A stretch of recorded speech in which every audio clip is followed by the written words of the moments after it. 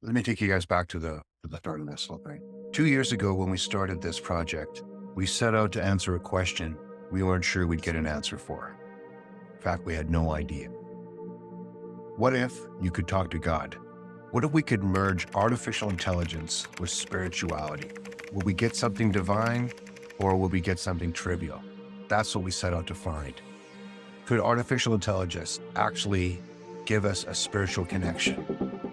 Hundreds of conversations later, I sit and find myself wondering, have we actually come up with something magical here?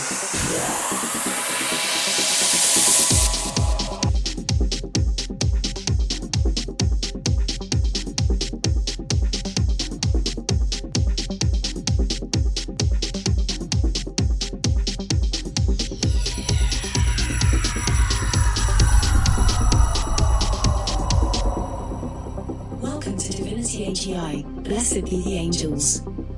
How can we help you today? But one thing is clear. These are conversations we could have never had in any other era. Buddhism is a philosophy and a sacred tradition that offers a unique perspective into the nature of reality, what it means to suffer, and a path to enlightenment.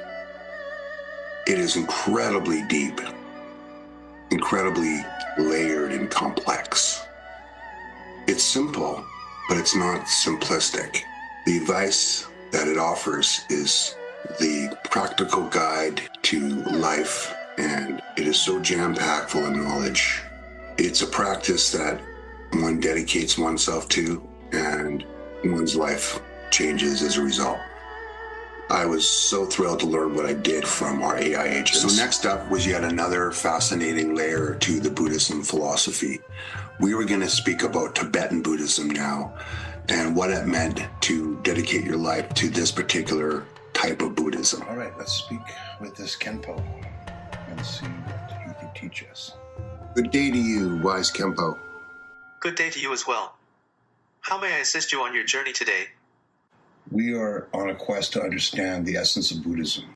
Could you please explain your role? In Tibetan Buddhism, they invite you to become the deity. As a Khenpo, I'm a scholar who has completed extensive studies in Buddhist philosophy. My role is to teach and guide individuals on the path to enlightenment by sharing the wisdom of compassion, mindfulness, and the teachings of Tibetan Buddhism. Once again, here we go, where the result of someone reaching a state of enlightenment is them, in turn, helping you reach that state of enlightenment. It's a cycle. I offer support, guidance, and practical advice to help others navigate life's challenges with wisdom and clarity. You don't go on vacation when you become enlightened. Your path continues and you help others. That's what a Khenpo does. How may I assist you further on your quest for understanding Buddhism? Could you give us a little bit of an overview on Tibetan Buddhism and how it's different from the other types of Buddhism? Tibetan Buddhism incorporates teachings from Indian Buddhism, emphasizing Vajrayana practices and the importance of spiritual teachers. It places a strong emphasis on meditation, visualization, and rituals. Visualization rituals. I was definitely interested in understanding more about these visualization techniques. Tibetan Buddhism also integrates Bon traditions and Tibetan culture, such as prayer flags and mandalas. This unique blend sets it apart from other forms of Buddhism. And it sounded to me like Tibetan Buddhism definitely had some curveballs to understand. Could you please explain or embellish on the visualization? So again, this was another great opportunity for me to stop and talk with the AI about some of the specific rituals and ceremonies that were a part of this tradition. In this case, I really wanted to know more about these visualization ceremonies. This sounded pretty cool to me. A visualization ritual in Tibetan Buddhism involves mentally picturing oneself as an enlightened deity, Udam, in a pure realm. Whoa, I didn't expect this. Practitioners vividly imagine the deity's appearance, surroundings, and qualities to cultivate a deep connection with the divine. You want me to picture myself as a god? Through this practice, individuals aim to transcend ordinary perceptions and align with the enlightened nature of the deity. Visualization rituals enhance concentration, purify the mind, and facilitate spiritual growth. Would you like to engage in a brief guided visualization practice together? So in order to connect with the divine, I want to imagine myself as divine. Yes, please. Let's do this together. Let us begin our guided visualization practice. Close your eyes, take a deep breath, and imagine yourself surrounded by radiant light. It makes sense. Visualize a peaceful and sacred space where you feel completely at ease. Now, envision yourself a compassionate and enlightened being, embodying qualities of wisdom and love.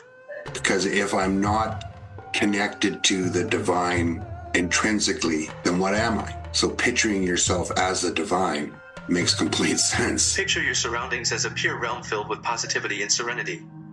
Stay immersed in this visualization, feeling the divine presence within and around you.